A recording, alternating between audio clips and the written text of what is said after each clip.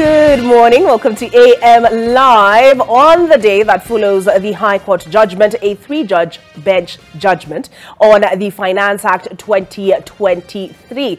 What essentially, at the end of the day, is the result of said judgment. And I'm the captain this morning, but I have my Mwakenya, Julian's Amboko, in studio. I don't know if I should call him my fast pilot, because he was joking that he is ready to fly. And we'll have Mheshimiwa Benjamin Langat, and he is Benjamin Kipkurui Langat, I should have said ambassador. At the very start of that, he served as ambassador for Kenya to Namibia. He currently vice chairs. He's a vice chair of the Finance and National Planning Committee of the National Assembly. He chaired said committee between 2013 and 2017. He has been a member of the Budget Committee. So this is a man who understands his numbers. CPA, MBA, is it marketing chartered, member chartered? Okay, you want to confirm.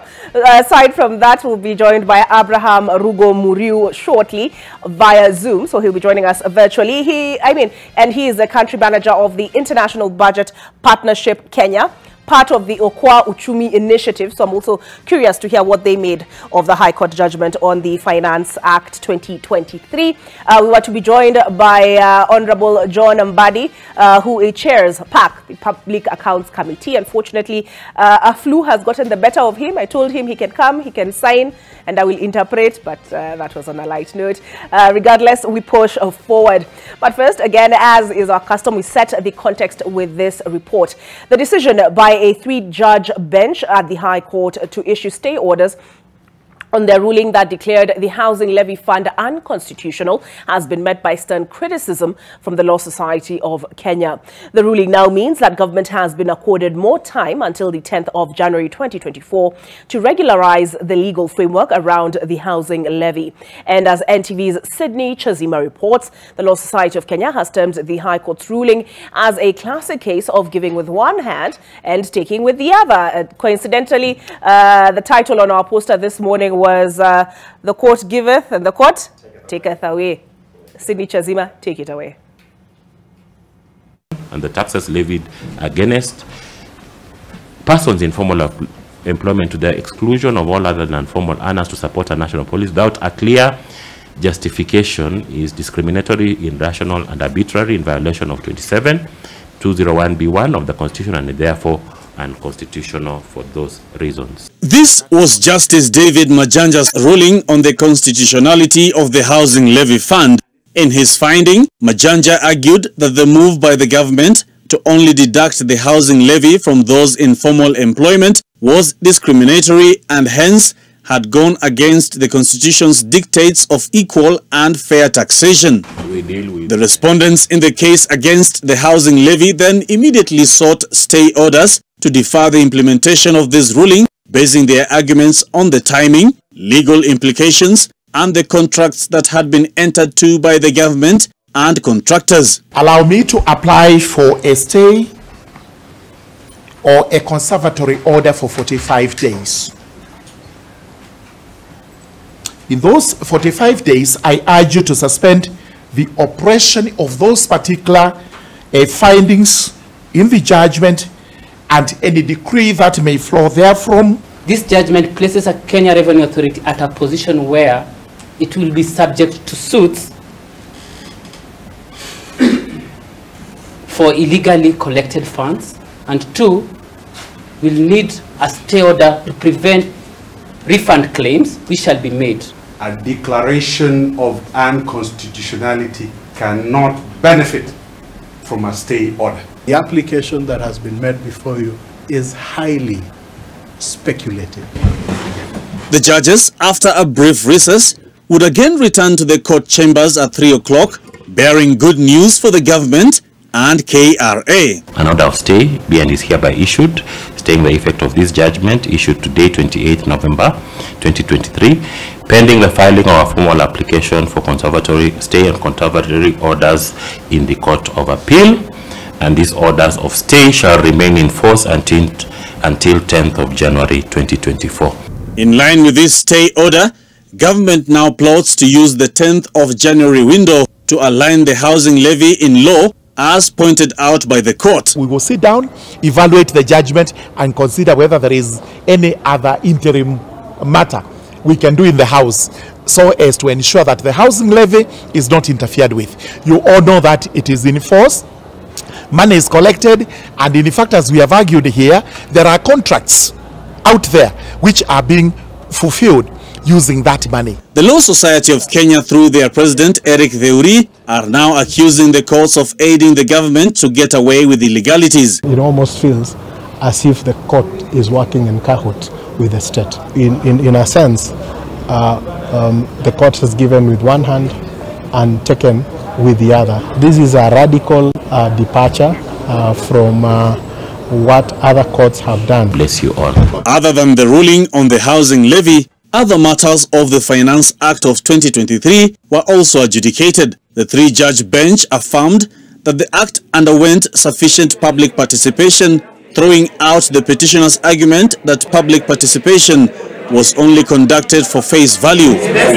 The three-judge bench also threw its weight behind Parliament, which had been accused of including 18 additional tax clauses to the Finance Act, which were not subjected to public participation, arguing that Parliament had the right to make such amendments. It is now back to the drawing board for the government as far as its much popularized flagship project is concerned. The respondents will now seek an appeal over the unconstitutionality of the Housing Levy Fund at the Court of Appeal. Sydney Chazima, NTV at Milimani Law Courts in Nairobi.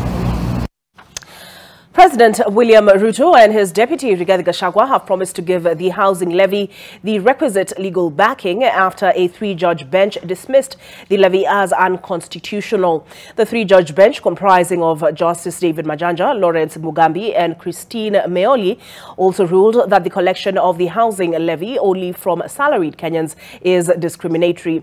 On their part, the Kenya Kwanza administration maintains the levy is an avenue for job creation for the youth. Wiper leader Kalonzo Musyoka, on the other hand, hailed the decision in the wake of what he termed a sigh of relief for many Kenyans following the increased cost of living. The court has since issued stay orders on the housing levy until January, as you heard in that report by Sydney Chazima, the 10th of 2024.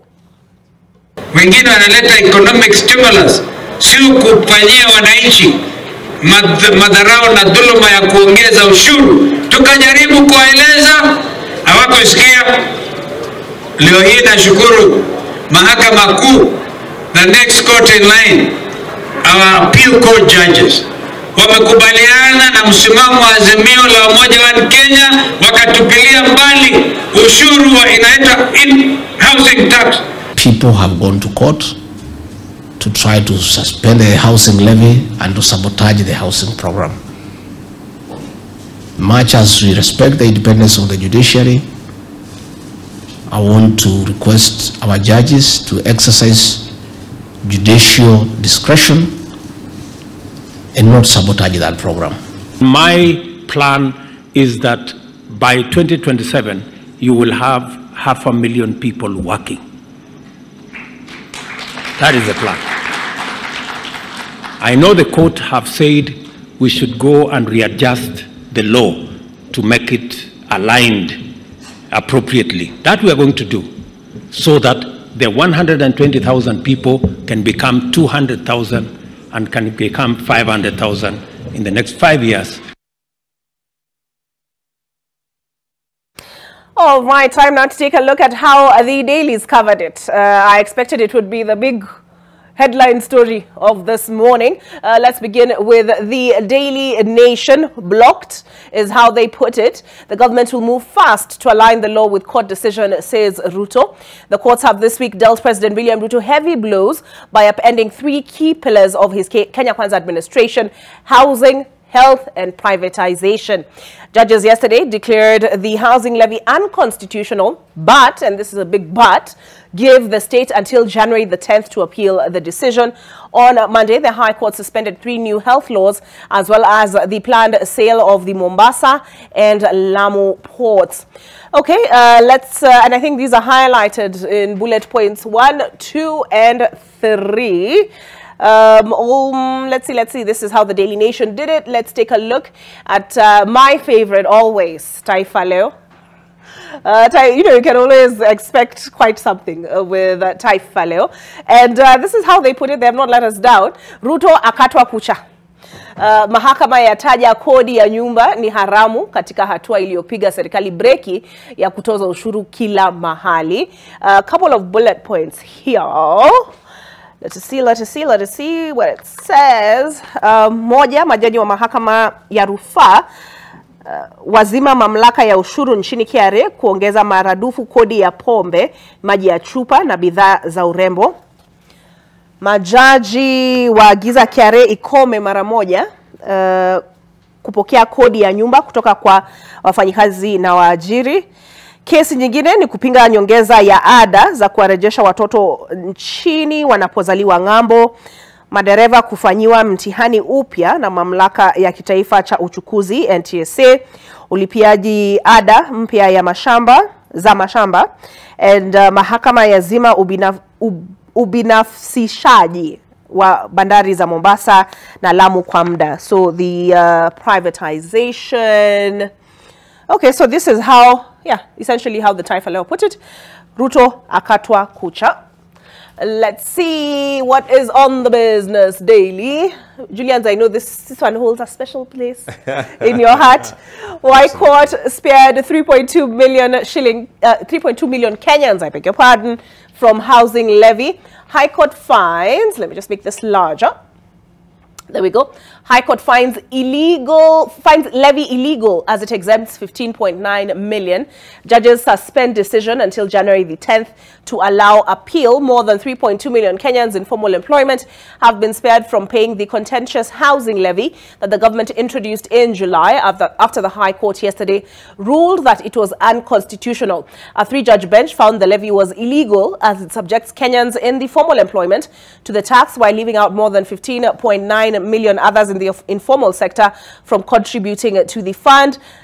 However, Kenyans should not celebrate yet after Justices David Majanja, Christine Meoli and Lawrence Mugambi suspended their decision until January the 10th to allow the government to appeal. And here they have gone with an image of the Housing Principal Secretary Charles Hinga, who appearing before MPs in the past to respond to audit queries. And see, chin in hand, he looks like he's in deep thought.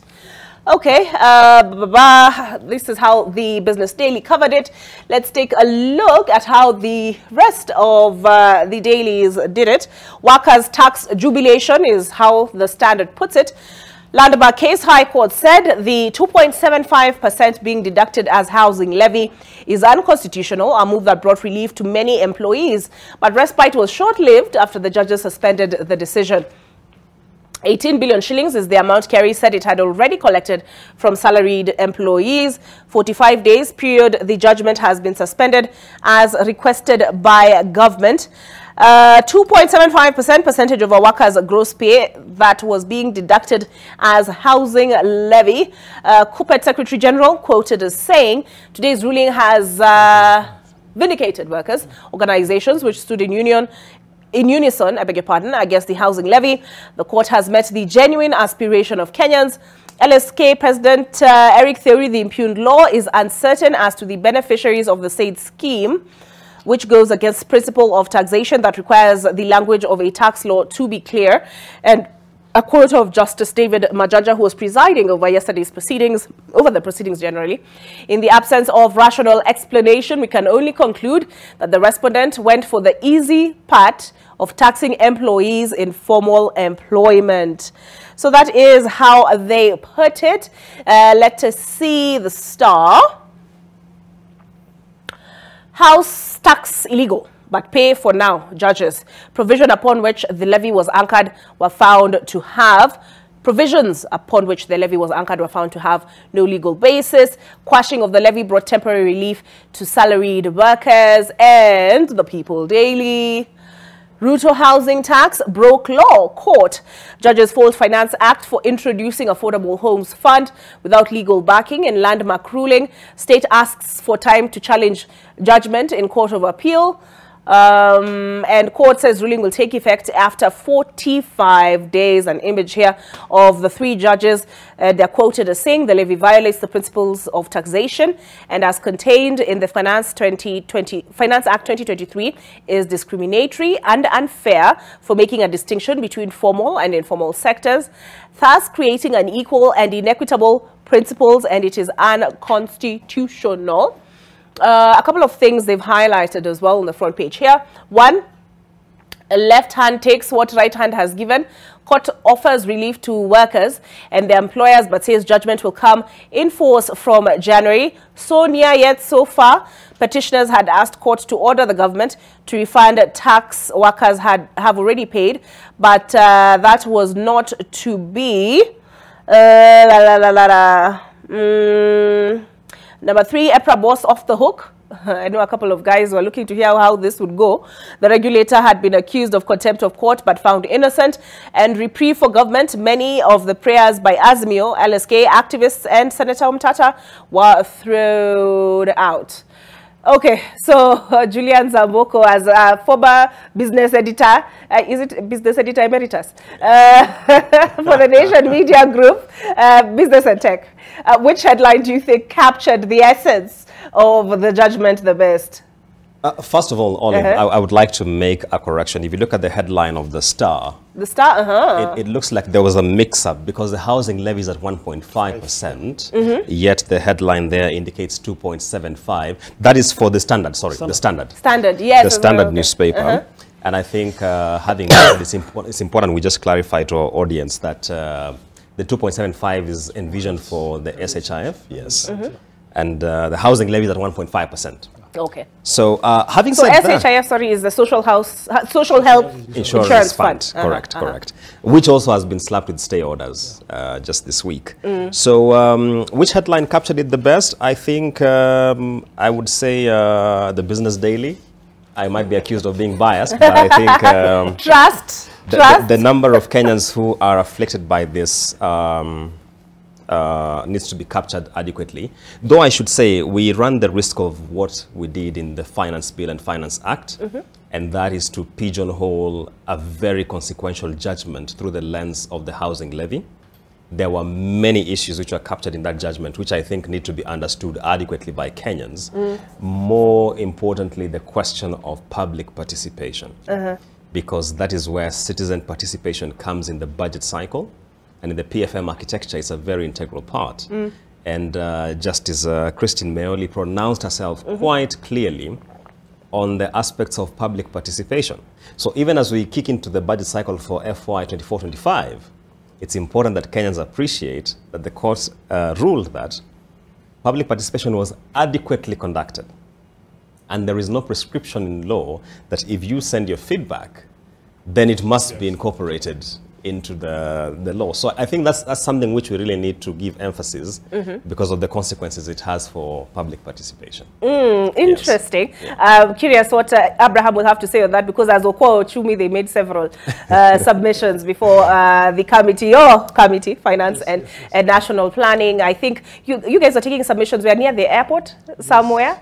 Oh, but first, your thoughts on yesterday's judgment on the Finance Act 2023. Yeah, I think as Julian said, first of all, there were so many prayers that had been sought about the finance bill. And the one which is making the headlines, which is the housing levy, is one of them. But it is also good to indicate that there was a question on whether public participation was done and whether it was enough. And I'm very happy that the ruling said that the public participation was adequate. So to that extent, I think the National Assembly did the job well. Number two, it was also said that the fact that you have given your submission, you have appeared before the committee, does not necessarily mean that whatever you have said should be taken on board to the law that is that will be enacted. And therefore, to that extent, I think Parliament was exonerated to that extent. In terms of what happened yesterday, in terms of the housing levy, I think I want to say, because I was part of the people who dealt with the matter at the committee level, I would say this was the most contentious issue. The housing levy now. The housing levy. Every person who appeared before us, everyone had an issue with the housing levy. And therefore, that is why at the beginning, the proposal was 3%, of course, to be capped at 2,500 between the employer and the employee. And after listening to the Kenyans at that level, we were able to reduce to 1.5%. But they made it uncapped. But then, because of the issues that were there, we made it open-ended. But when you look at the 1.5, even for 100,000, you still have maybe 1,500, which is still, we thought it was affordable. But having said that, the court said yesterday that it is unconstitutional. And I want to say, the way our system is structured is that Parliament does the job, its job. Judiciary, because it is also envisioned that Parliament might do, do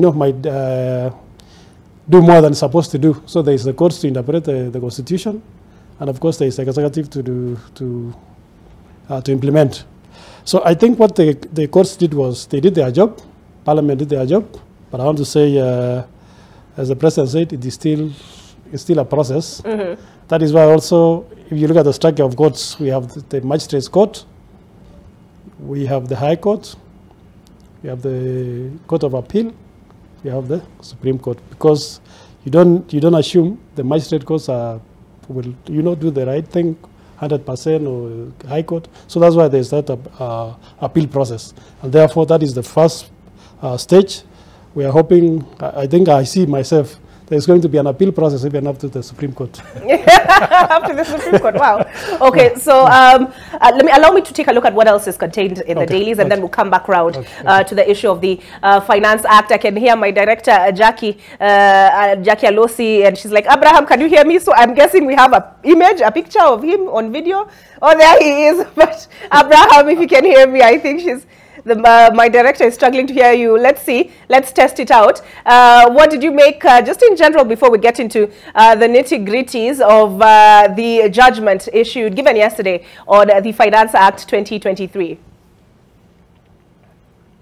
Good morning, and thank you for having me. And sorry I couldn't come to studio in person. I think for me it was a really an aha moment, a moment of just reminding myself that we have a constitutional framework, we have institutions that basically we can go to when we are not when we have an issue that concerns us. I think that was very, very, very helpful, because having had all the conversations, and we can go in a bit detail later on, that we had around the Finance Act and specifically the housing tax levy, because it still doesn't have a specific name. For many workers, it's just a deduction and a compulsory one. So for me, that was an aha moment that, yes, we have actually a framework that we actually can have a recourse, because for public participation, then that is very, very critical. But secondly, it's also the fact that that judgment did not just focus on the housing levy. It looked at the entirety of the Finance Act. It found quite a number of things constitutional. It raised a number of questions about the relationship of institutions, Senate and National Assembly. So for me, really, it was really, really a happy moment, partly because I also quite did not think, and still do not think, that the housing idea and deduction actually had been thought through in terms of its implications, in terms of its use. Yeah, so for now, aha moment for me, and I'm really happy that we have structures and institutions that we can actually recourse to in the event we need a matter resolved. Thanks. All right, thank you for that. I know one of the issues, I think the first one they addressed was whether this was a money bill. Yes. And then there was the issue of the role of Senate, if they came in at any point, because the concurrence between the speakers, the Senate and the National Assembly. Okay, okay. So utatusaidia na hiyo.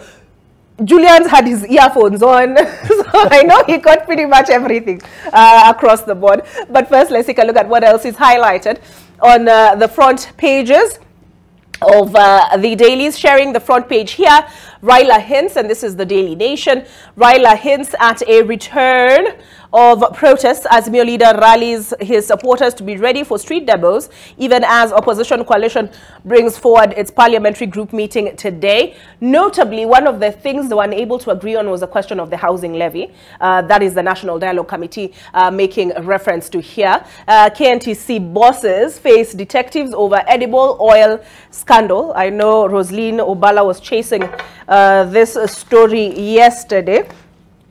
Let us see. This is page 8.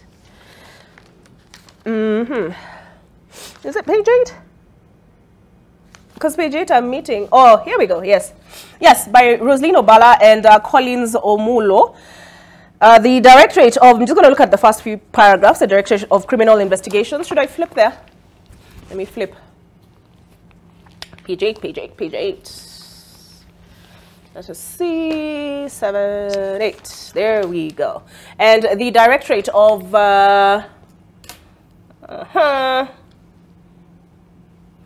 let's see, Julian, that's better, I hope? Yes. All right, so the Directorate of Criminal Investigations is piecing together a case that could reveal the defrauding of taxpayers in an edible oils import scandal. Though the DCI is yet to give an official statement on the matter, the Kenya National Trading Corporation bosses, including MD Pamela Mutua, are said to have been held for questioning on Monday. The DCI is investigating reports of irregular KNTC import tenders for edible oils valued at 16.5 billion shillings and other food items, including rice and maize. The deal saw some companies paid for substandard duty-free imports. The Senate has also taken an interest in the issue, demanding to know if the government imported 12,500 tons of edible oil, as reported by KNTC, after a House committee failed to locate the consignment that was intended to tame the rising cost of basic commodities. And there's a quote here: "We want to know how and why KNTC settled on the company's award of the tender and the board resolutions by the National Treasury and the Kenya Revenue Authority to import the commodities duty-free." So I don't want to give away too much of the story, but there's a figure highlighted further down here, and 163,827 the tons of sugar imported from non-COMESA countries between January and September, according to CS Mithika Lituri. E-paper donation.africa is where you can find the rest of that story. I'm just going to flip back to page 5.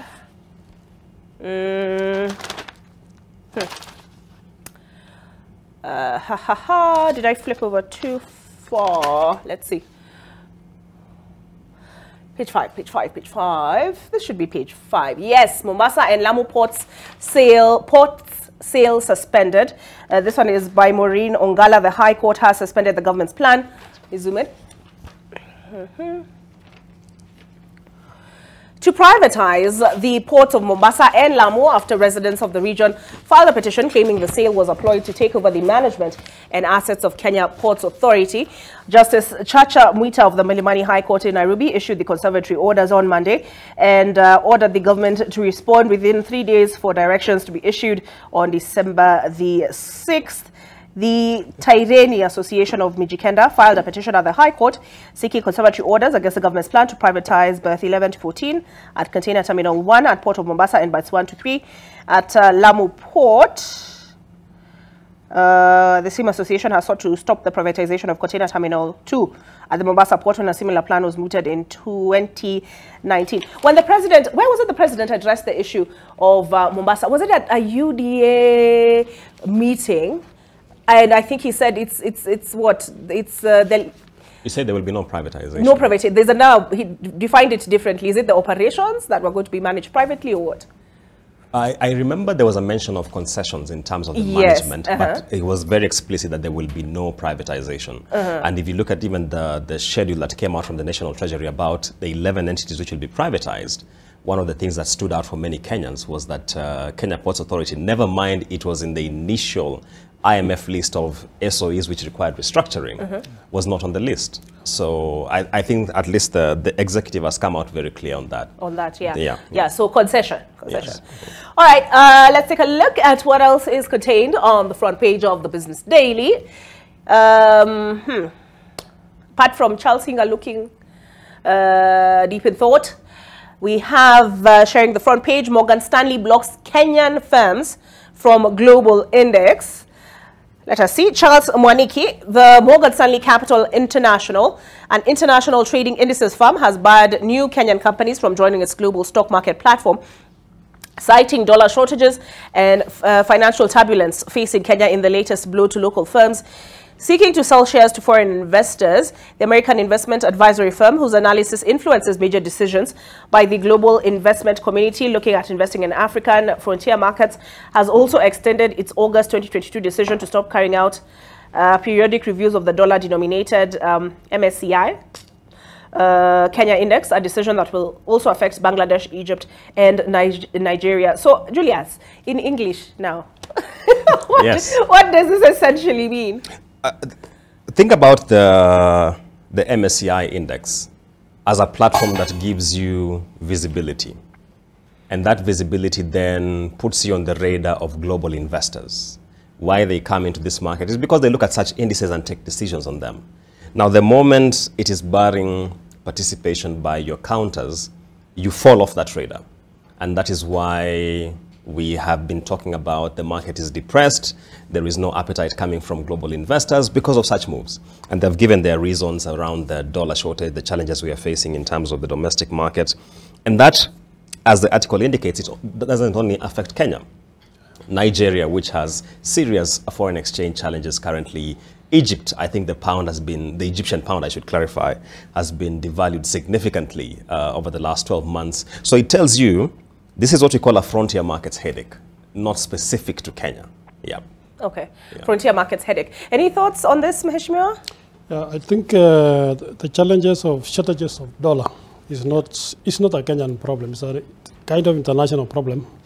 I remember recently we had sold some tea to Pakistan. Yeah?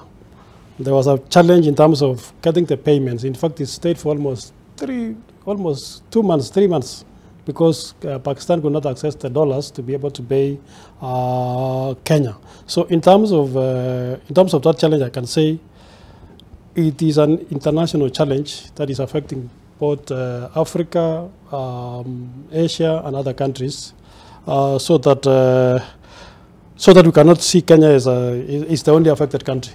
Yeah. Okay. Yeah. Abraham, I know you don't have a business daily is laid out in front of you. I don't know whether you got the gist of the story. Yes, I did. I did get the gist of the story yesterday. Okay. I think, yeah. My concern is that this also comes after quite a number of discussions and reports that have been put out there. First of all, the statement that basically put us in a debt distress kind of situation. Again, then the downgrading of our ability to pay, and then this now, and the challenges at NSC, have been compounding, because also with the counters not performing, and then you have now a situation where basically investors are very hesitant to put in money. It's also a challenge about the kind of business environment that is obtaining in Kenya, and for me that's a bigger concern, because then it means that increasingly people are not attracted to it. They are worried about our fiscal space. They are worried about our monetary policy. And that for me is the confidence that I think we needs to be addressed, almost immediately. And when we are in this hole for very different reasons, so we cannot compare ourselves to Egypt. We cannot compare ourselves to Nigeria, however much we want. I mean, those are, in the sense of the size of their economies, quite significant. But on the other hand, again, it is also to say that the fact that we are not alone means that then there's a space in which we can be able, particularly especially with the exports market, because that's where that's where we can leverage quite a bit in terms of how much we are able to bring in. So it's a confidence question. And my concern is, as I've said, is the fact that this is coming on the tail of other downgradings, other decisions that have been made, and even just our own concerns, even with our own reports like the ones from FKE about how businesses are thinking. That's the Federation of Kenyan Employers. Businesses are considering downsizing because of the state of doing business in Kenya. So we need to see it from a broader perspective and concern, because that has an implication. Because the NSC performance also is a factor of how well the companies that are listed there are actually performing in their businesses, and therefore reporting profits and advancing. Thank you.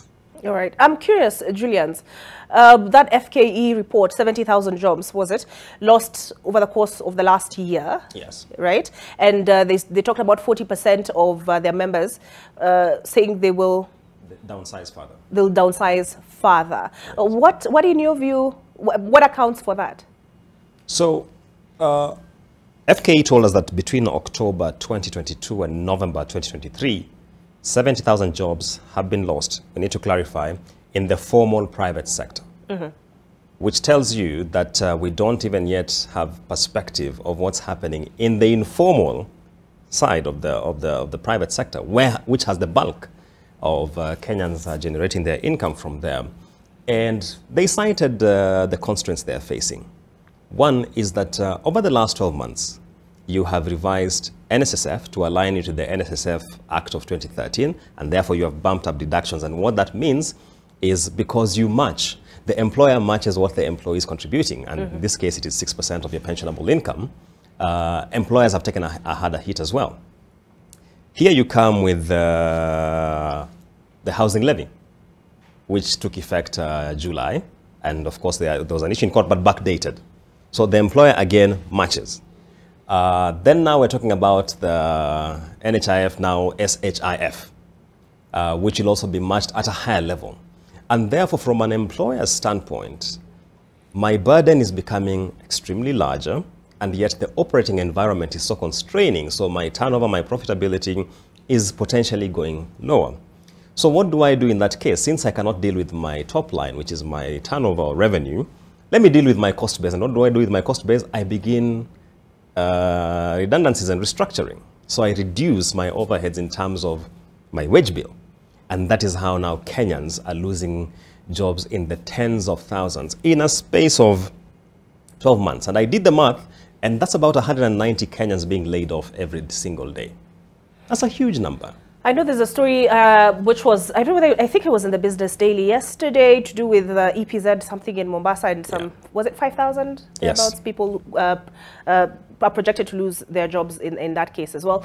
But that was attributed to, I think, a buyout or something. I can check, because, you know, if you visit epaper.nation.africa, you can find even Gazeti za Juzi na Jana na Mheshimiwa. So your thoughts on that?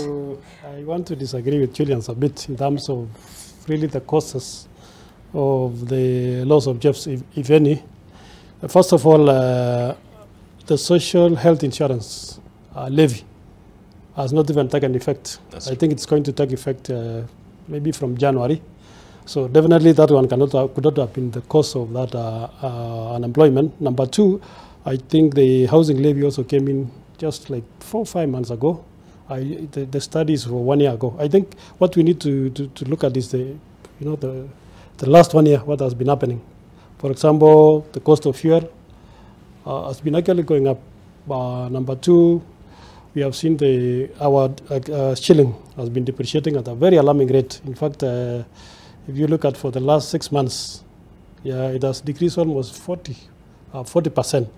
What does that mean? It means that those companies who are importing raw materials, definitely their cost alone on account of depreciating Kenyan shilling is increasing by 40%.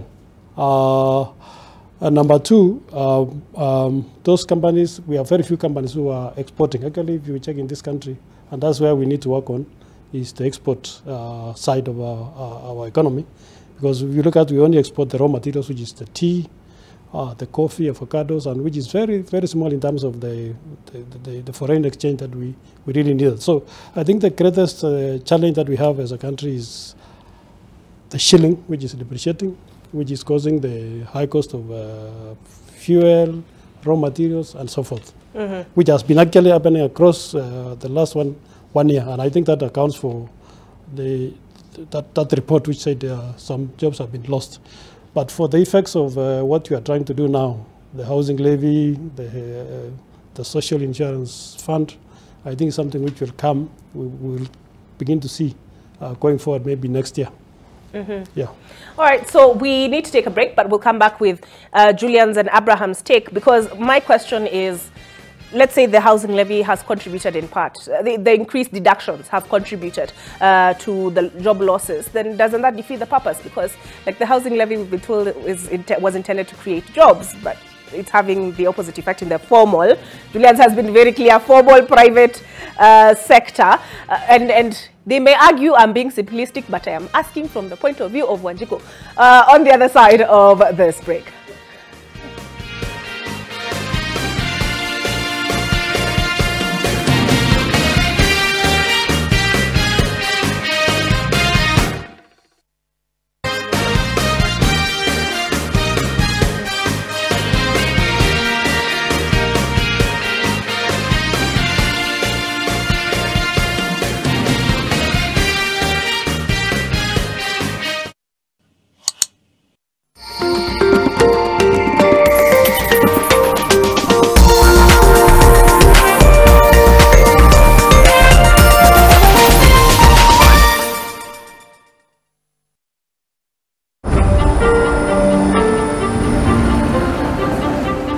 Talk like civilized people. If you don't believe me, there's nothing to discuss. To start with, Bridget, leave that suitcase alone. Don't tell me the investigator you hired to find my Aunt Serena's daughter is named Rotundo. Yes, he's Alejandro Rotundo. He is the same person that day you hired. This check will pay for your silence. Don't you want us to check what I've just told you with a DNA sample? The only thing I want is for you to disappear. Head over heels. The Motindum liquid electronic device reaches every corner, giving your loved ones a peaceful sleep. Together, we can fight to end malaria. Motindum, Kenya's #1 choice. The AA journey started like a dream 104 years ago.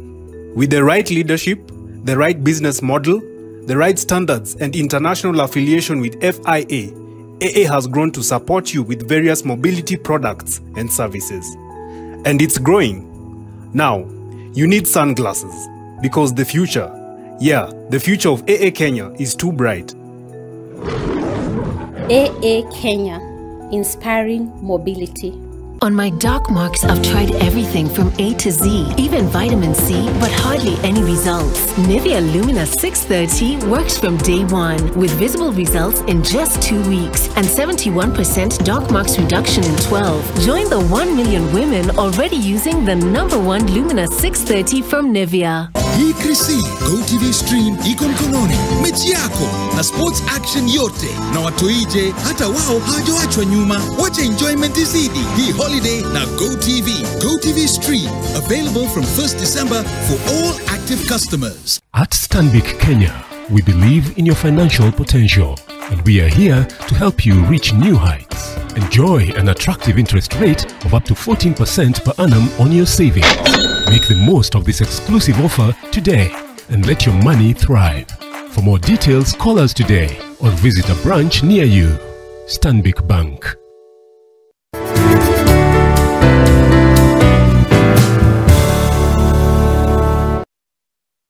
The Sport Essence is a light serum, quickly absorbed to clear dark marks. Rich moisturizing cream is a gel cream type that deeply hydrates and prevents dark marks. I highly recommend Melano CC for healthy and happy skin. Roto.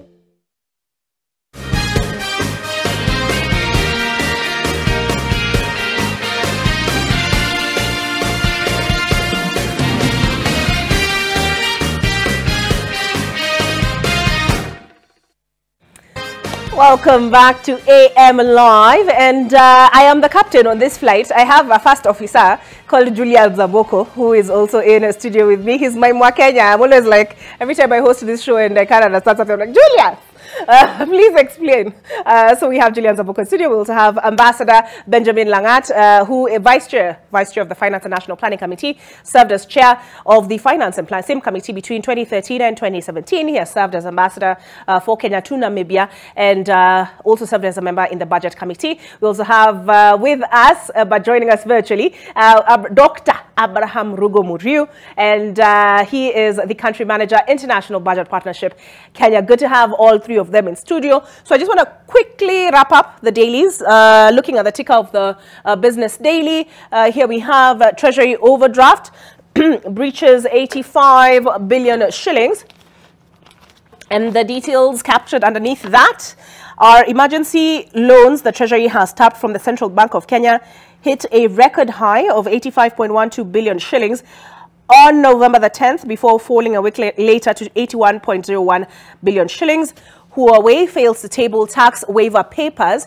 Huawei Technologies is now facing sanctions, including being barred from doing business after it failed for the third time to provide papers on 1.92 billion shilling tax waiver. And eGuards sales dip 99% amid reforms. The sales revenue for coffee grower eGuards dipped more than 99% in the 6 months to September. And then the other one I wanted to quickly look at, Star, at the bottom. This is, here it says, Parliamentary Think Tank paints gloomy verdict of economic outlook. Page 8. We quickly scroll down to there. Sorry, let me just stop by the editorial cartoon. They're always entertaining to look at. Who is this who's carrying it on their back? Is that us? Salaried employees? Julian, so what do you make of that? Oh yes, it's the housing levy. No, but is it us employees? I'm guessing that's meant to... That's a payslip Kenyans, I think. Ah, okay. Okay, on to page 8. Page 8 of the Star.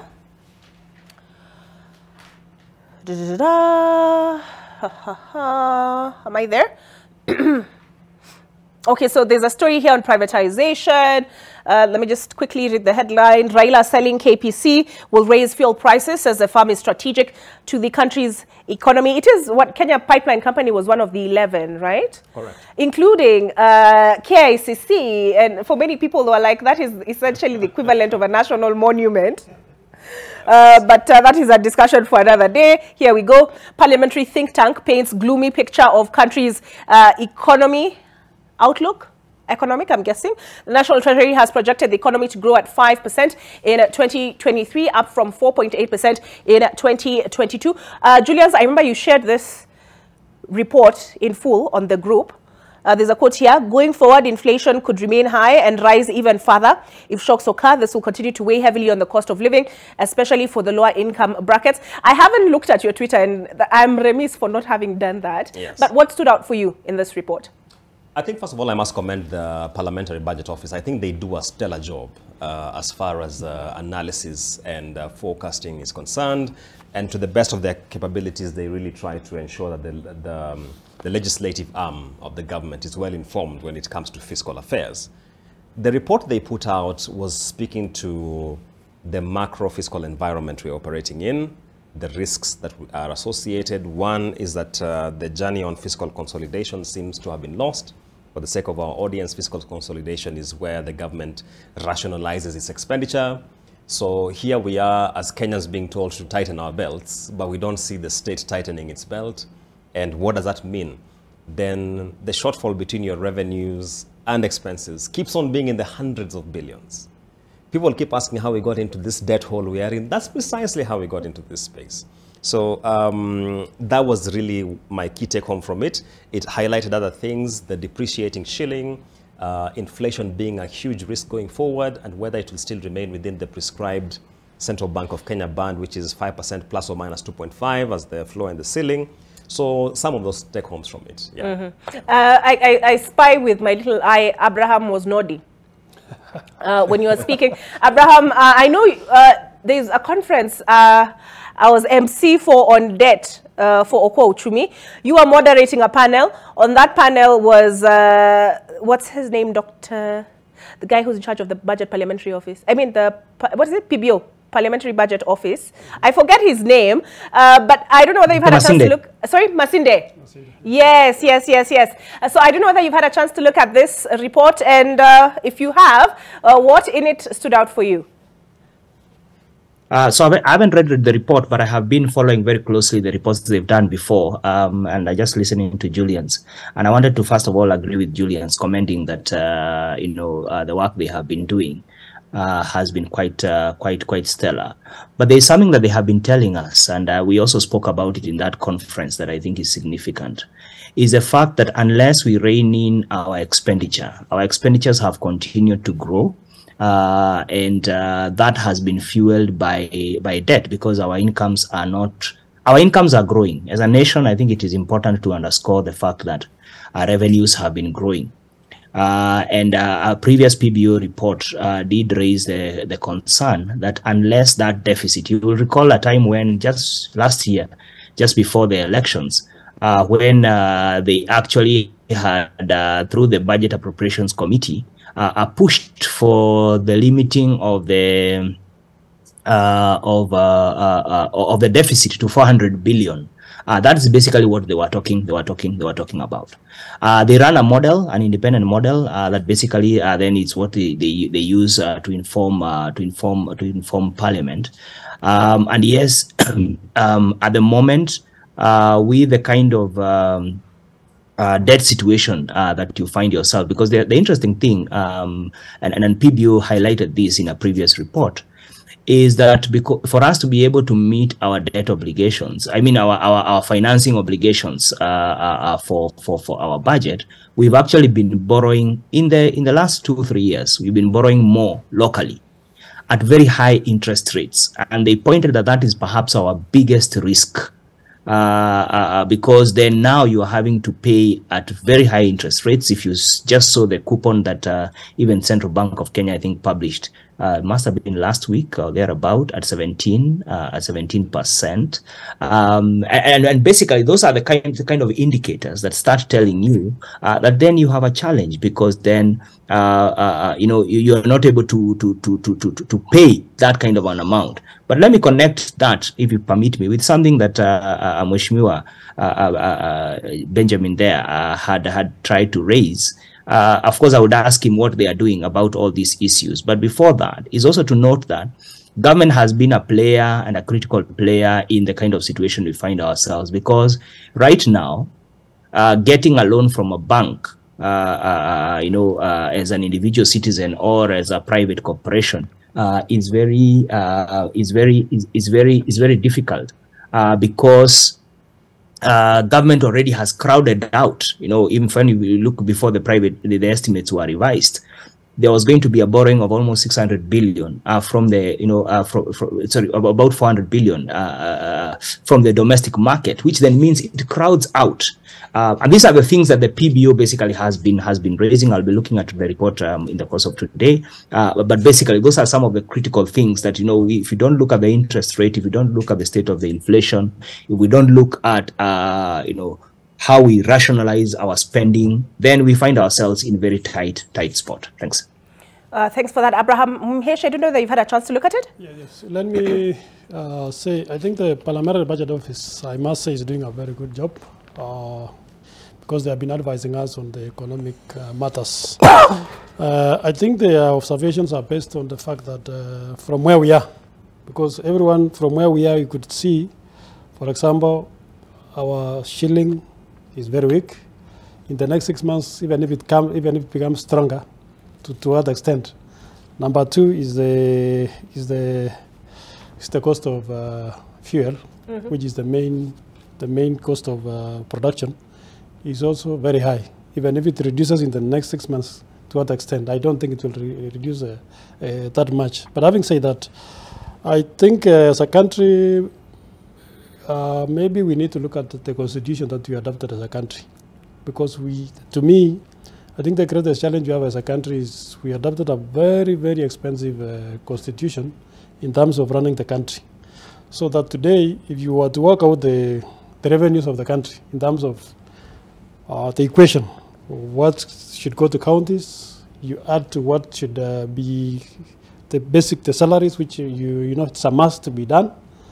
Then you add to the, then you add those ones, cost of and then cost of interest and repayments. If you have those three, which are you must do it, the three of them, then you remain with almost zero. So that for you to be able to, to be able to do anything extra, mostly you resort to borrowing both locally or internationally. And I want to agree also that the local borrowing has become very expensive. In fact, if you look at the last treasury bond rate, if you look at it, it's actually almost 17.9, which is almost 18%. Yeah, and that's an infrastructure bond, which is tax-free. Yeah, so it means that 18%. It means for any bank to be able to lend to individuals and private sector, then it has to be 18% plus. Because they cannot lend to individuals when they can lend to government at 18%. So it has to be 18% plus, maybe 5-6%. So I agree that maybe going forward, and I think that's what we are discussing with the Treasury, that we should reduce the borrowing locally, so that we don't increase the cost of borrowing to private sector. But how do you reduce? Allow me to challenge Mheshimiwa here with us. Budget proposals come from the National Treasury. They go to the National Assembly. And the reason why they go to the National Assembly is that there should be a checks and balance system. I don't understand why the National Assembly cannot send back these proposals and tell the Treasury, which is the executive side of government, that these numbers do not make sense. We need to rationalize the planned expenditure for the next financial year based on the realities we are living in. And that is why we have a committee such as the one where he's vice chair. We have had a scenario whereby proposals come from the Treasury and they easily sail through. If you look, for example, at FY 23-24, when we had the budget table in June, the projected fiscal deficit was about 719 billion shillings. Supplementary budget one is here, and recently assented to by the president. We are edging close to 900 billion again in deficit. So what is the role of the legislature in public finance if proposals come from Treasury and they just sail through as they are? They should be bold enough to send this back to the Treasury and tell them going back to the drawing board. All right, before I invite you to respond to Julian's question, Abraham, again, I saw you nodding. Would you like to further buttress Julian's point? Yeah, I think I want to agree with Julian's and say that this is a matter that we have raised. I have raised in person with the various committees of Parliament, and I keep giving example of that 400 billion deficit last year, because the Budget Appropriation Committee actually had tabled that report. It was on the budget policy statement. So this is a document that is tabled long before the actual budget is prepared. And at what point things changed, and the 400 billion again was not going to be approved. And in fact, then we went into a conversation about raising the debt ceiling to 10 trillion. That time we were just edging very close. We were at 8.6 and we were edging very close to 9 trillion. You remember we had raised the ceiling to 9 trillion. And our argument, and the argument then was, guys, let's live within our means. Let's cut. Let's because what happens is that, you see, spending is a behavioral issue. So the more money you have, or you have assurance of getting access to, the more it shapes how you spend. But the less money you have, and this is a very logical argument, the less money you have, the less you'll have to spend. And that, I think, would apply also to government, that if they knew that they can only borrow so much, the deficit can only go so far, then they spend within that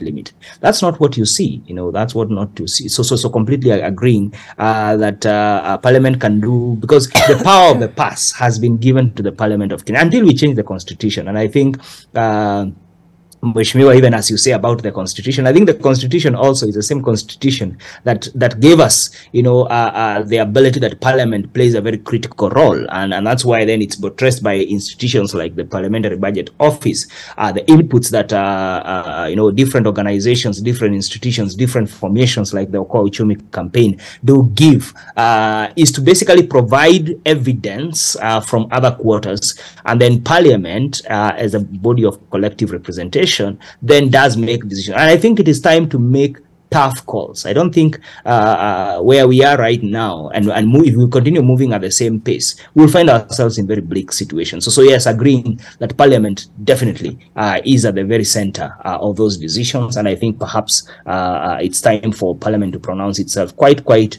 aggressively, in terms of what do we do with this deficit that continues to grow? What do we do? How do we rein in the dollar? How do we rein in, the kind of payments, including leading a conversation on what do we do with our debt repayment? It cannot be that this is just a discussion that just happens out there. It actually needs to happen within the House.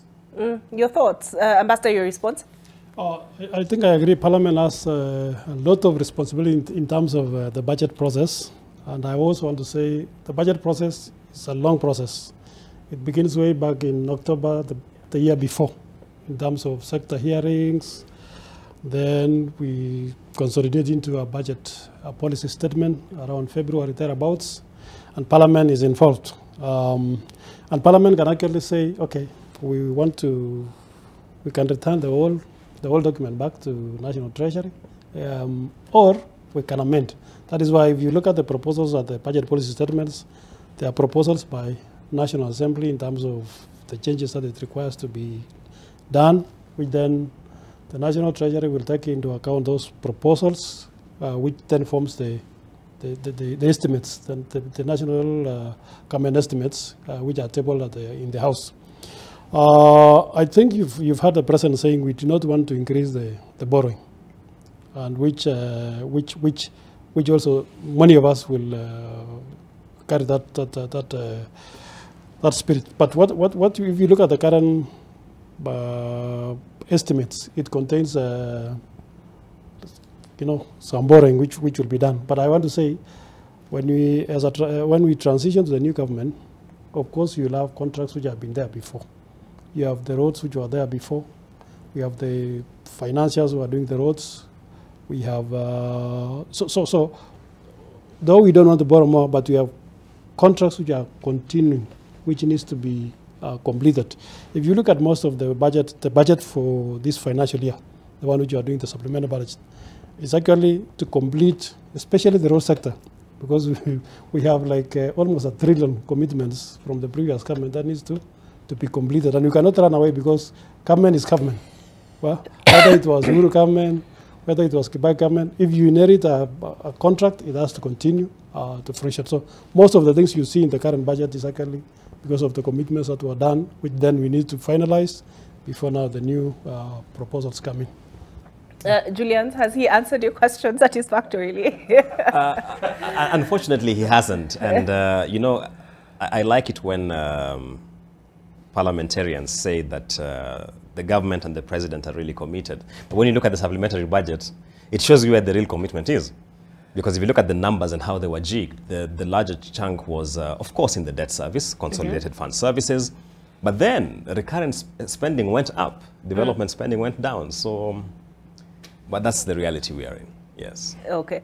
Maybe also, recurrent expenditure also includes the debt repayments in terms of the interest payments.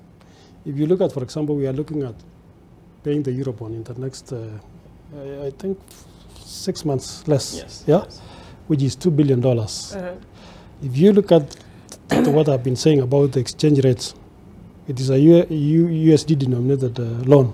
So interests alone have risen by almost 30% on account of the depreciating Kenyan shilling. So that alone, if you do 30% of 2 billion, it tells you how much our recurrent expenditure has gone up, not because of anything else, but because of the exchange rate itself.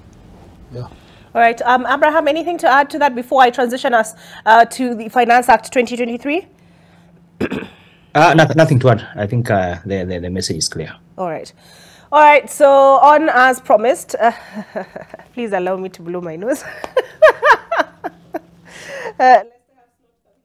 Not a problem, Molly. Not a problem, Molly. But I think even as you do that, I think one of the things which stood out for me in the Finance Act, the judgment we got yesterday for that matter, was the sailing through of the digital content creation. Remember, this was one of the pleas which came from the petitioners, digital assets tax as well.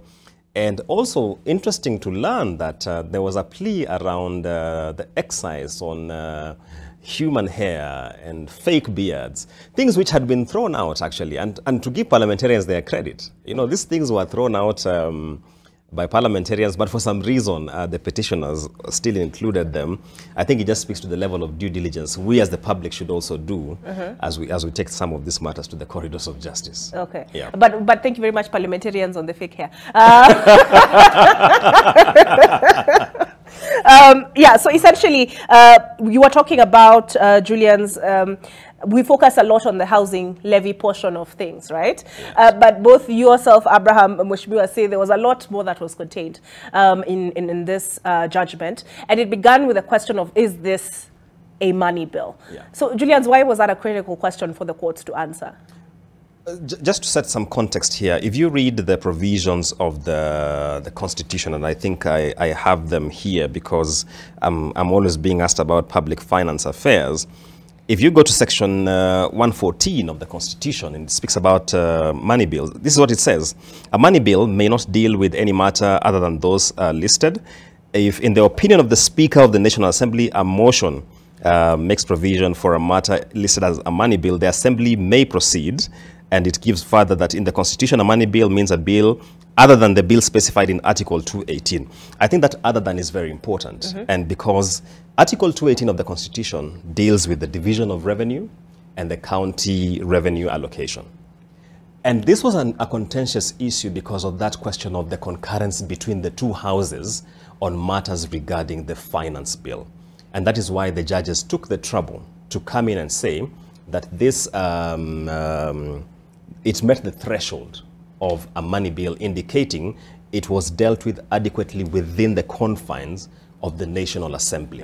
So that was really the gist. And I think it's important that Kenyans appreciate that bit, because the question was, we didn't have concurrence between the Senate and the National Assembly, yet a lot of these things cascade down to the county level. Where should we stand as far as the legitimacy of and the constitutionality of the Finance Bill then Act is concerned? So that is where the bench was coming from. Question. So did the question arise from the fact that some of what was contained in the Act, touched on the county remit in terms of, was it housing and digital entertainment? Yes. Yeah, I can actually see Rugo nodding, I think. Abraham, perhaps you could provide some clarity for us on that? Yes, yeah.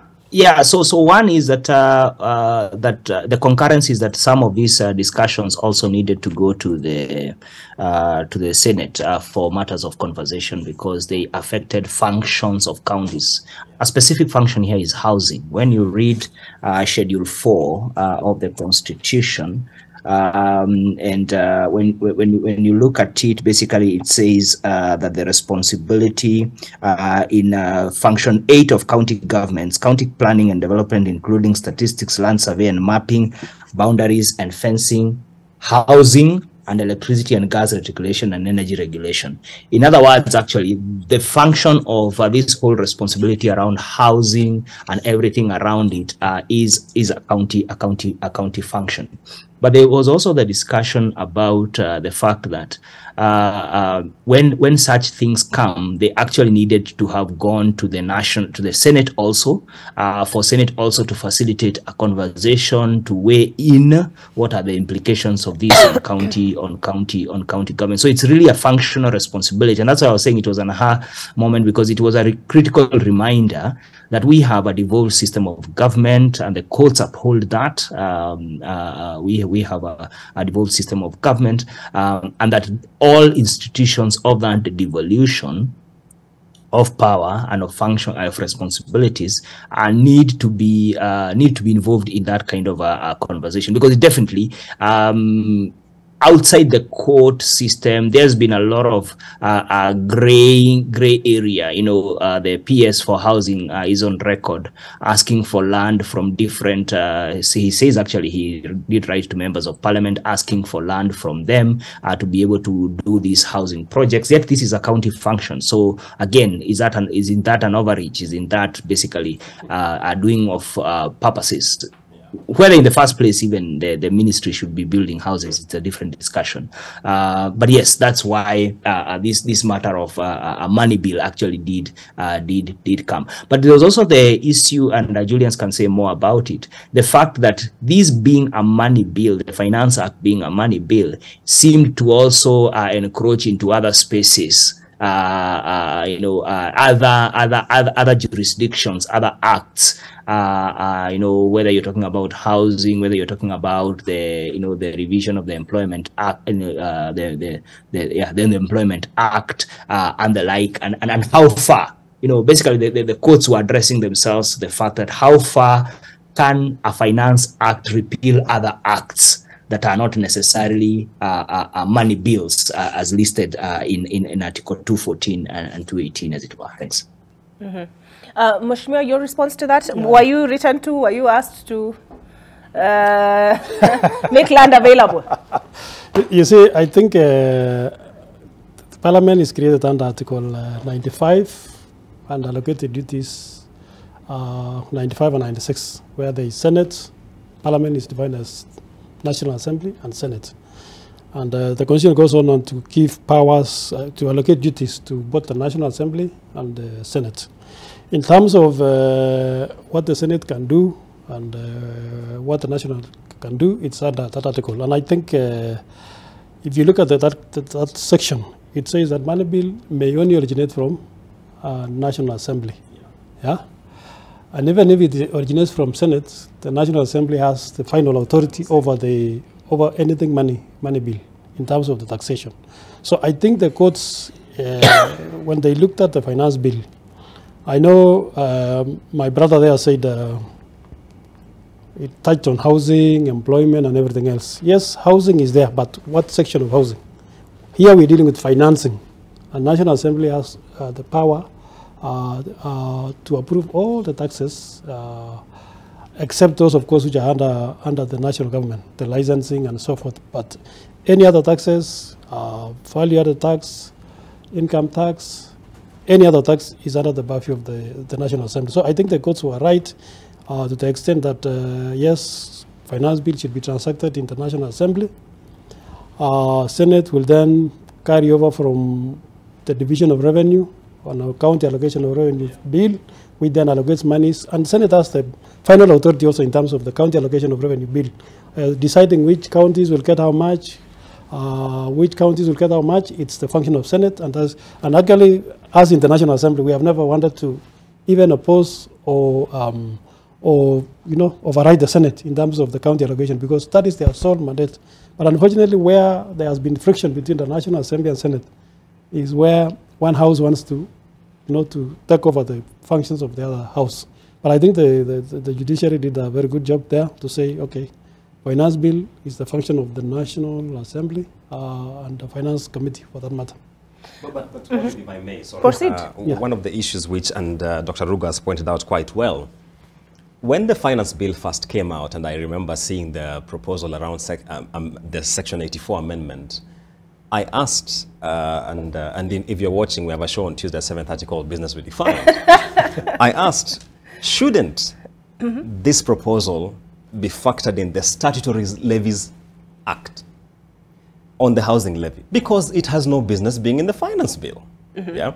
And that is where the bench was coming from, that there was indication that there was overreach by the finance bill in its design and structure to areas where it has no business really being in.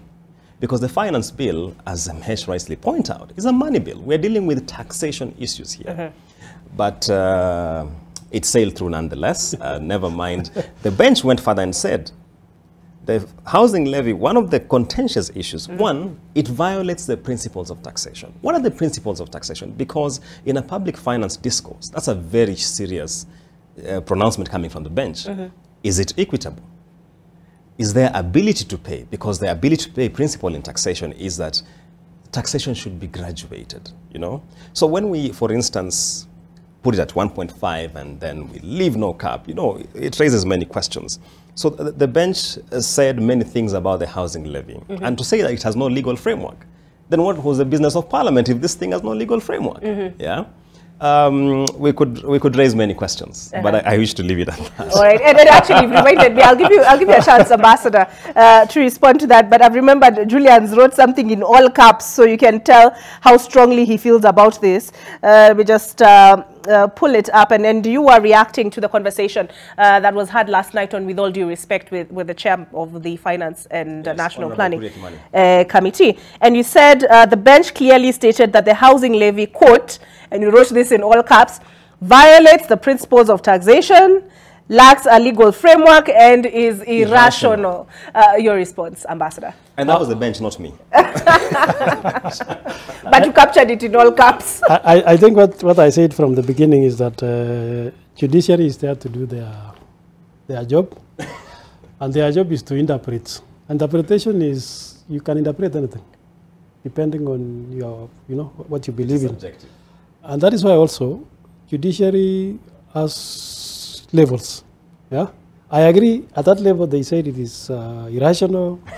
It has no legal basis. But then there is a process in which it will follow, and if it will go to this whatever level and it's agreed with them, then Parliament is also there. We will come and look at what they have said, and we will, of course, with our researchers and legal people, we will ensure that we accommodate what they are saying and also achieve what the government initially wanted to.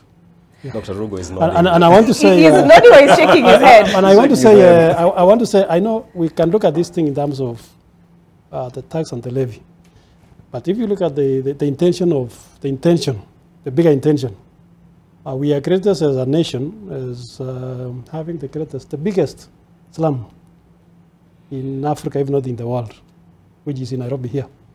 And I think the intention is, if we can do away with that slum, maybe not tomorrow, maybe not even next week or next month, but if we work towards doing away with that ISO, the slum that we are great to be hosting in Africa, then to me, if we take those small steps, but finally we get there, 10 years, 15 years, but there's a step forward. I think I accept.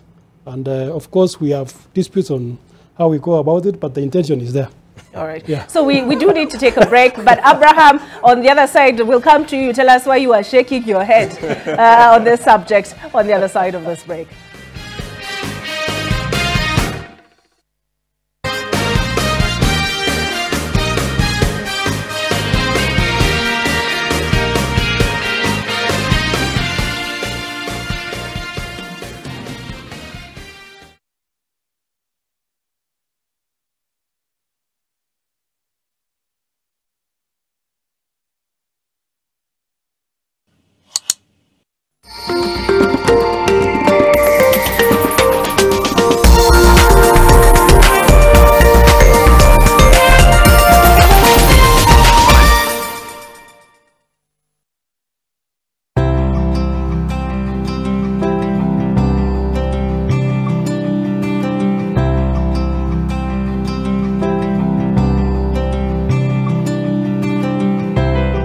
When you're finally released from pain, that moment when you start to get back to ordinary, and ordinary feels amazing. Whatever pain you're going through, release starts here. Develop a problem-solving mindset. Think critically and approach questions, challenges, and setbacks with a positive and proactive attitude. You'll gain a reputation as someone who wants to make an impact and get things done. Masinde Muliro University of Science and Technology announces the 20th graduation ceremony to be held on Friday, 1st December 2023 at its main campus starting 8 a.m. Follow us live on YouTube and Facebook page.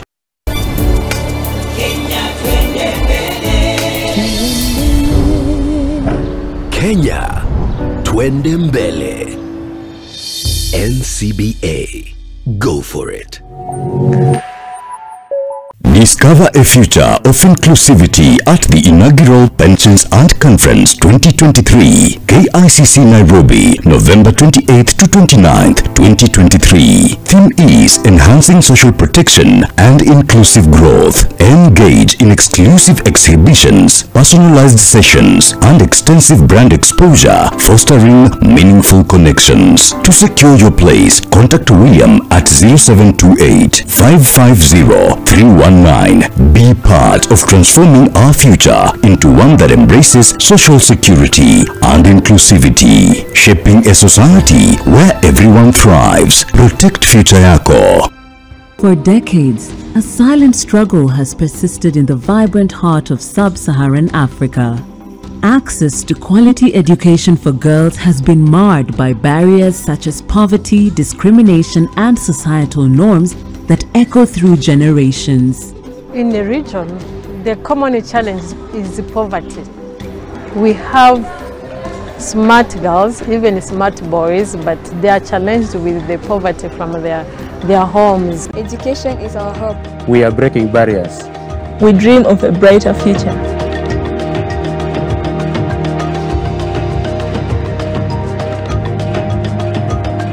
On this show, we will focus on some of the ways in which agriculture can transform Africa's economies. One of the areas that is critical in agriculture transformation is access to quality agricultural inputs. What I think we should do is to be able to get a population that is well fed, that has good nutrition, and that you have good food security. Then from there you will be able to have a population that thinks even outside the box. I am impressed by African Development Bank's vision on 4 different elements. They talk about targeted investments in specific value chains and agroecological zones to make this happen. And people come in and they're like, oh, it works. I can have ice cream and I'm not in any discomfort. I recommend Sensodyne because it works. It's brilliant.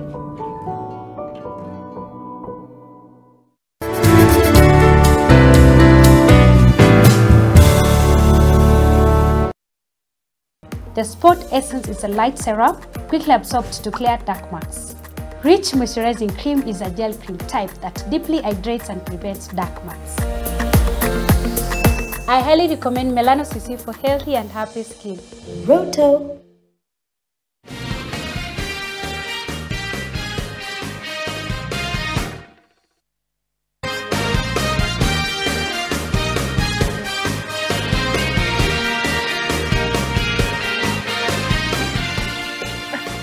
Welcome back to AM Live, and we're trying to make sense of the Finance Act judgment that was delivered yesterday by a 3-judge bench of the High Court. We'll be getting on phone the LSK president, and that is Eric Theuri, because his assessment of the judgment post the delivery was that the courts have given with one hand and taken back with the other. And I suppose he was talking about the 45-day stay.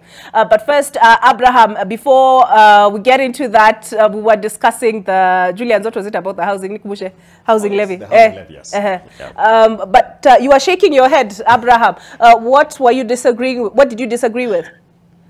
Yeah, because I think it's important to go back to the basics and very, very critical. I hear Mheshimiwa there is talking about there is a possibility they will appeal. I think it's important to remember that this whole process is that there needs to be a logic into how things are done. But let me go back to the basics.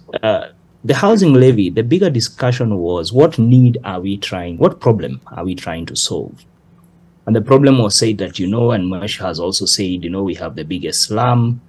And an interesting thing, and these are the statistics that I think I have quoted even to the PS severally, from our own census of 2019, is that 61% of Kenyans already own the homes they live in. In the rural areas, that is 89%, and then falls in the urban areas to 20%.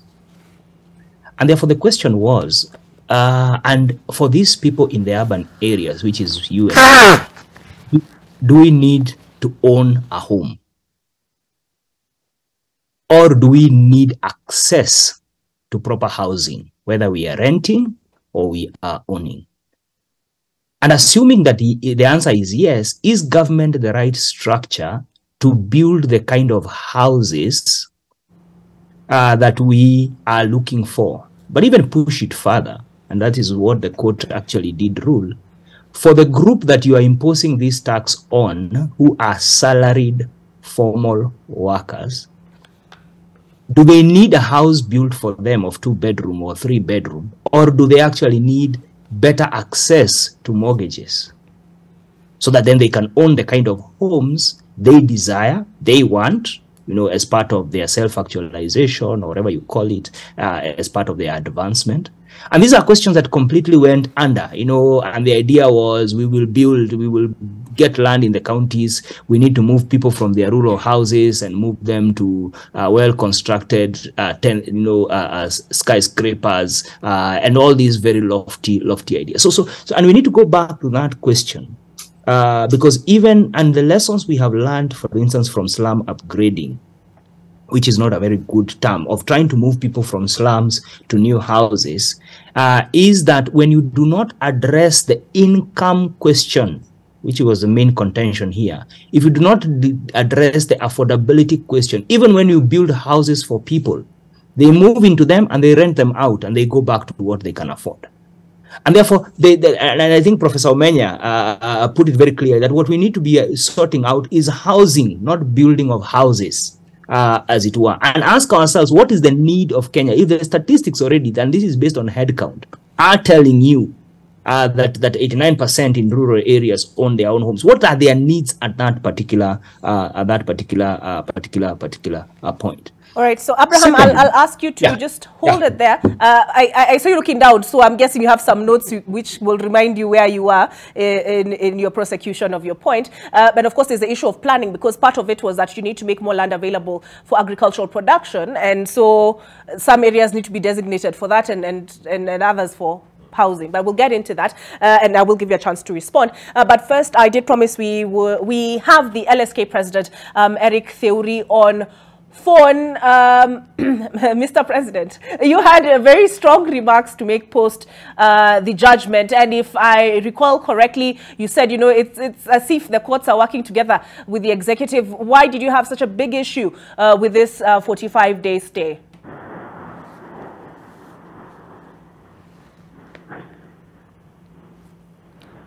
Can you hear me, Eric? Eric, can you hear me? Yes, Olive, I can hear you. Okay, so I was asking, why did you take issue with the 45-day stay? Thank you, and I'm sorry I couldn't join you on the studio. The reason why we have a concern with the 45 days is the fact that the decision in itself is extremely absurd, is unusual. It goes against a normal judiciary precedent and practice. And so we felt that there is no rational explanation for that decision other than perhaps an intention to assist and allow the government to this levy. You know that judicial decisions, of course, the judges have the discretion to grant the orders as they did, but the grant of those orders must be based on rational and reasonable grounds that then show the thinking of the court. The challenge we are having with this decision is that you cannot be able to understand the reasons why those orders have been granted. The court in itself, before granting those orders, appreciated that the application that had been made by the state was predicated on facts that had not been presented before the court by way of an affidavit, so that the court can then examine those reasons.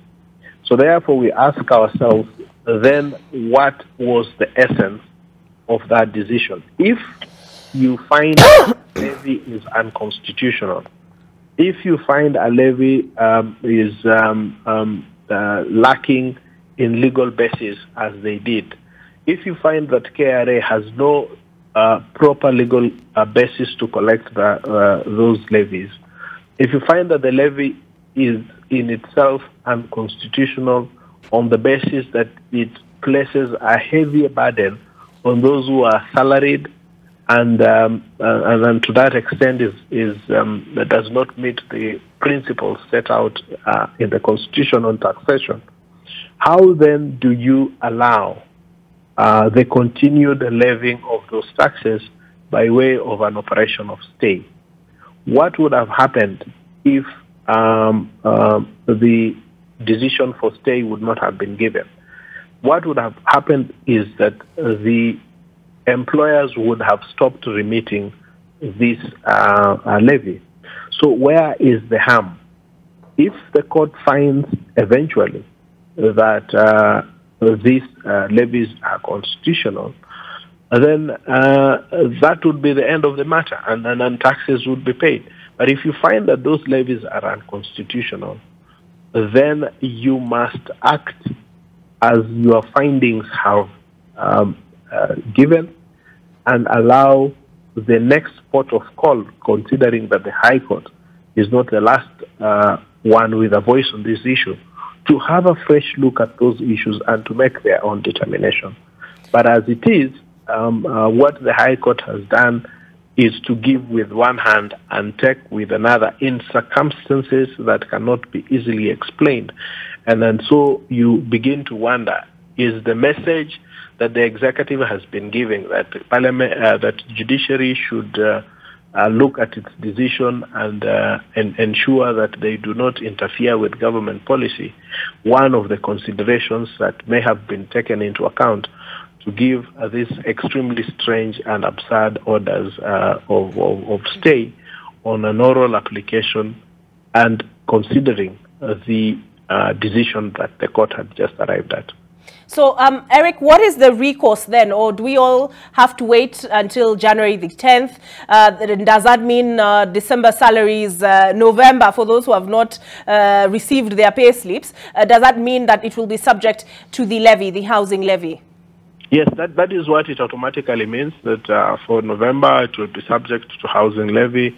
For December it will be subject to housing levy until January, or until the Court of Appeal hears and determines the application for stay.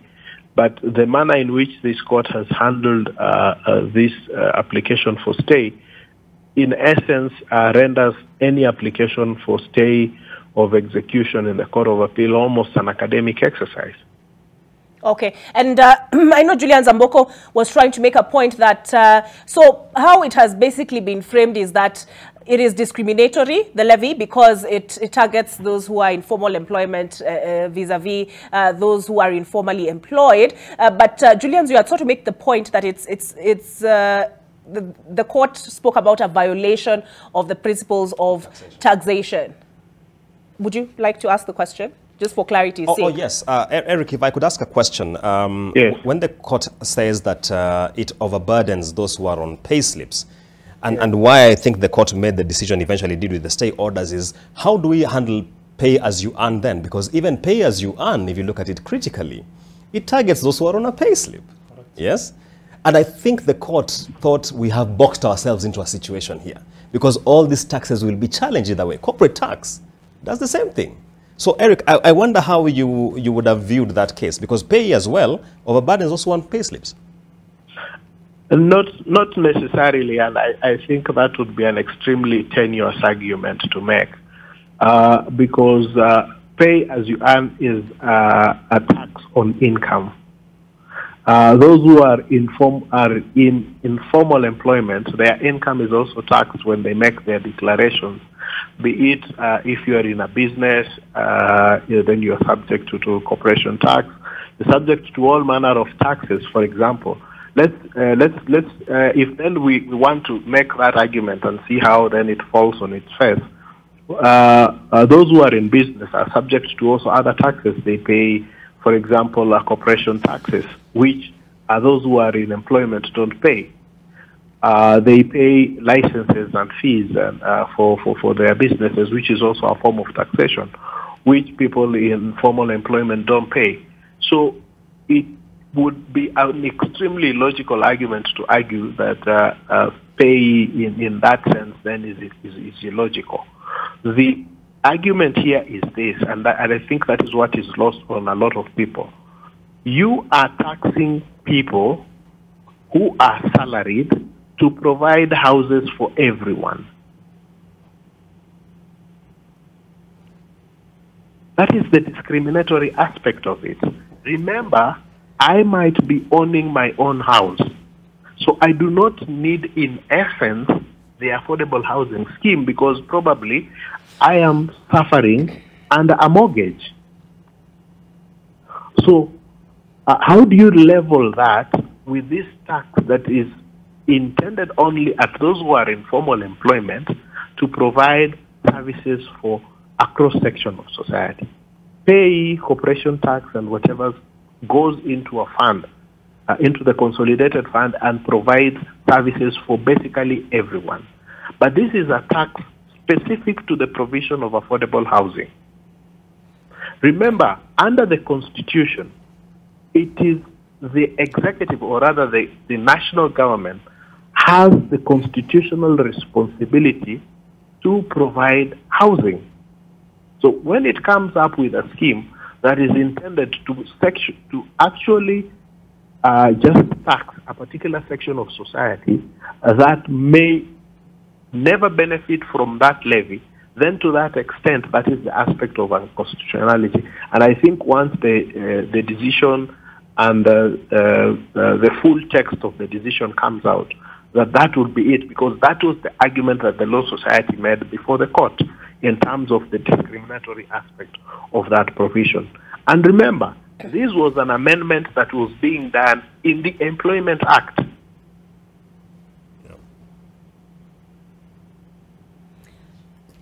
All right, Eric, thank you for that contribution. You have given meaning to pregnant pauses, because I was like, wait, did the line drop? But thank you for speaking to us this morning. I know you have a court matter to attend to, so I will release you to attend to that, but thank you for providing that insight for us. So I know I stopped you short, Abraham, from making your point, from concluding your point.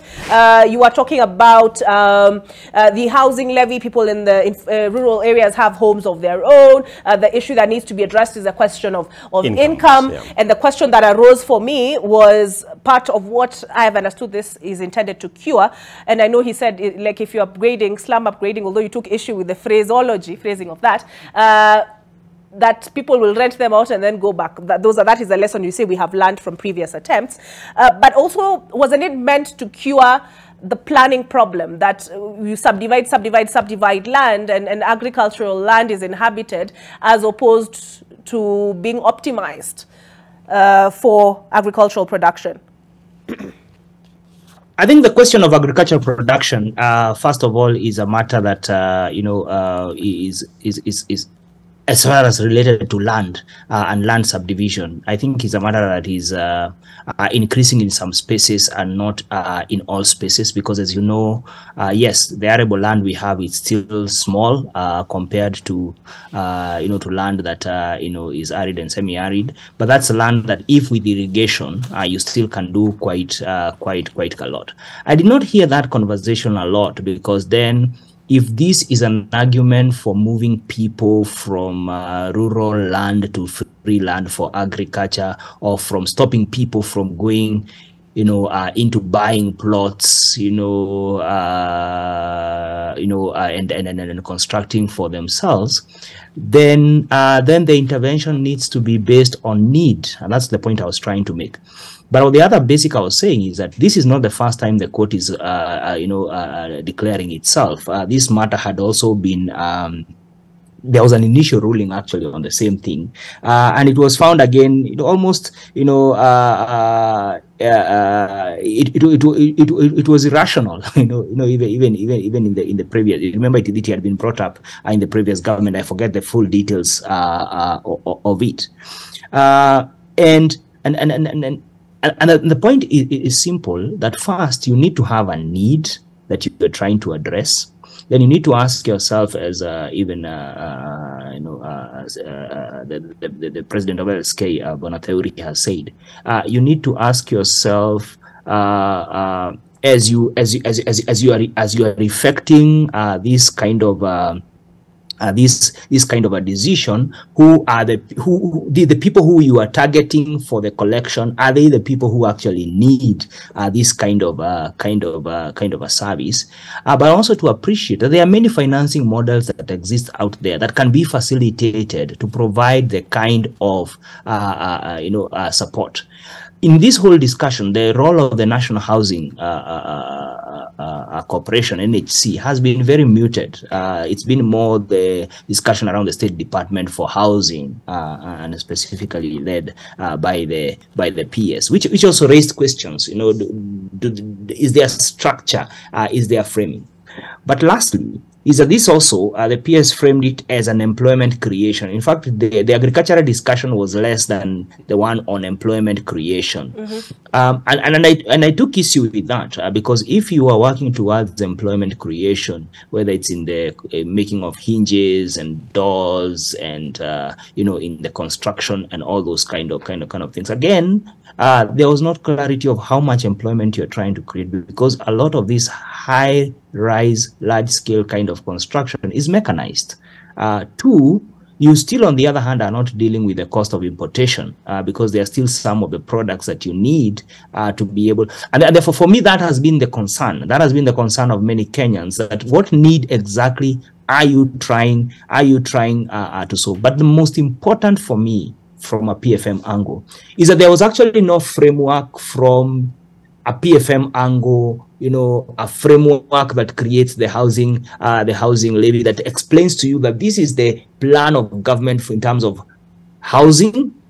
And just to correct Bonatheuri, housing policy is the responsibility of the national government. The actual housing planning and development is actually a responsibility of the county governments as per the constitution.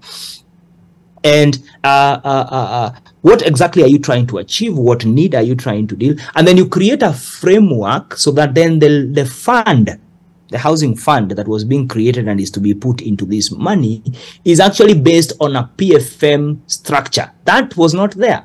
I'm not too sure it is there either even now. So that, as we were told earlier, the money will just be deposited within the consolidated fund, consolidated fund, and it becomes money like any other money. So right now, if you were to ask, which is the question I would like to find, how much money has been collected? The last count we had is about 16.1 billion.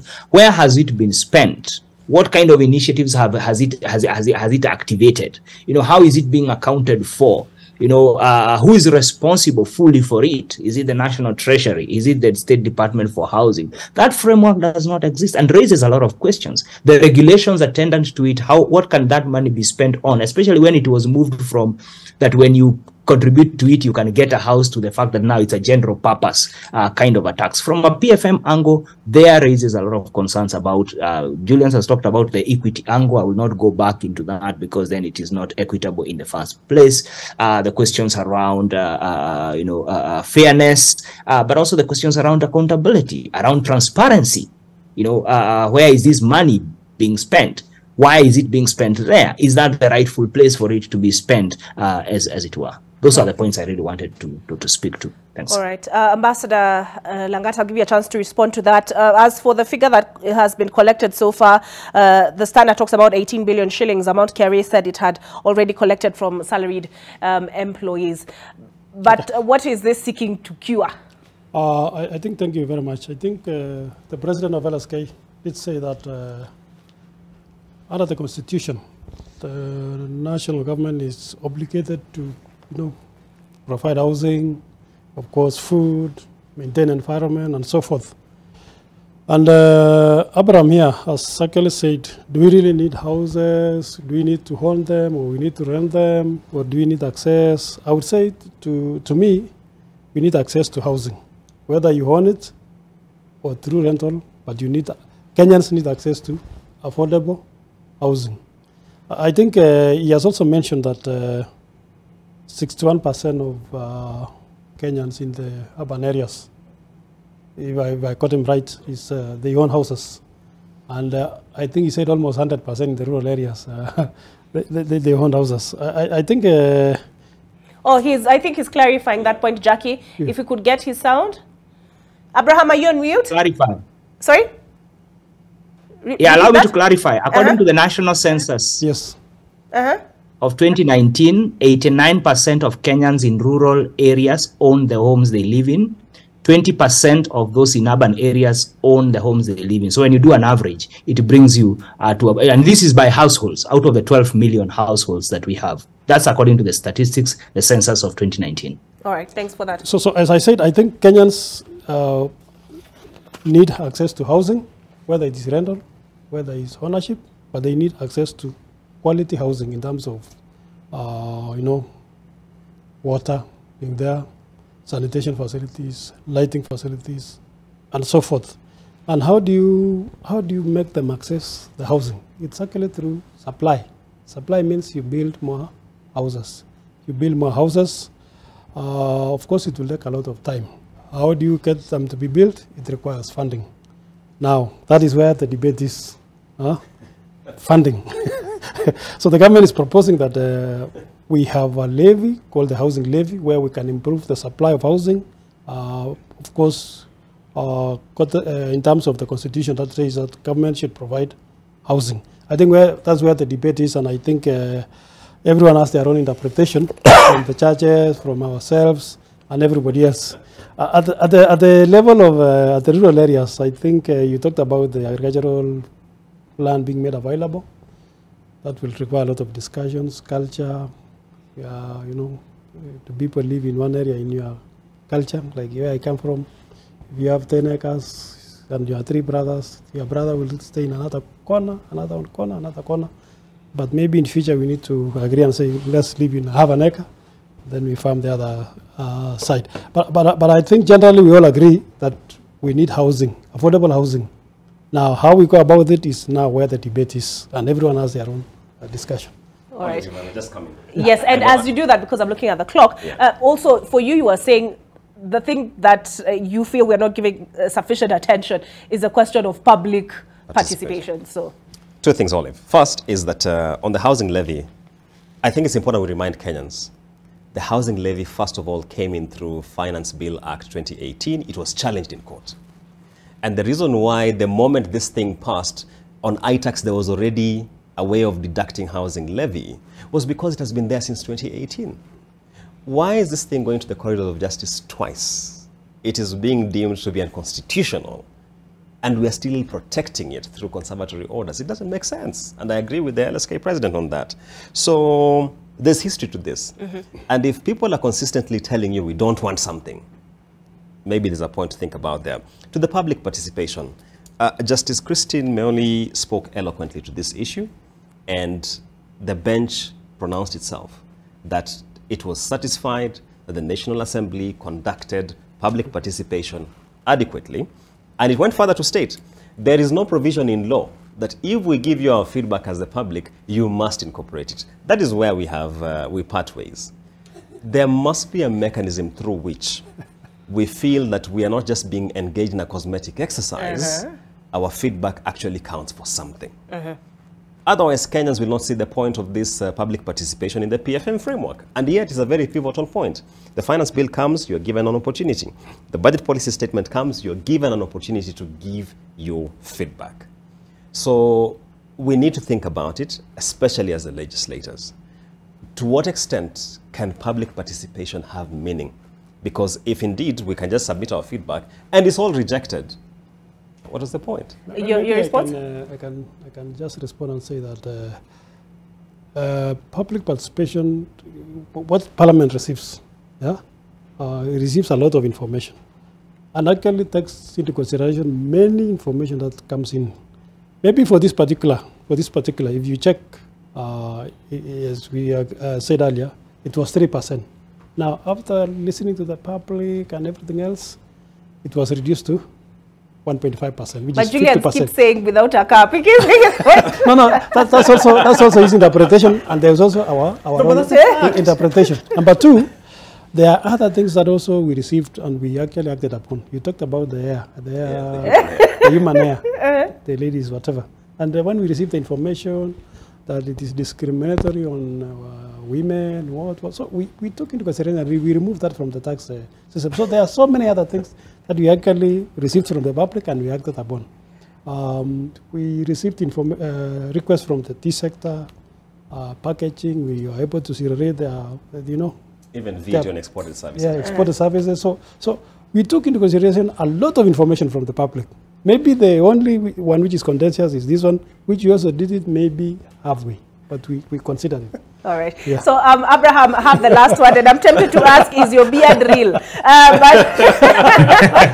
But you were one of those who sat, met, drafted your submission, submitted to the committee. So it turns out the housing levy may not be the only thing that will be appealed. It looks like petitioners may also appeal the decision on public participation. But your thoughts on that portion of the judgment? First of all, I think it's important to appreciate that public participation has made a lot of progress. We have spaces. This particular one was interesting because there were many submissions. I think in about 1,400 or 1,600. I forget the number.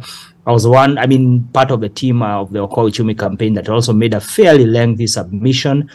I don't think anybody expects that everything they say will be taken, will be put into the system and will be taken as is.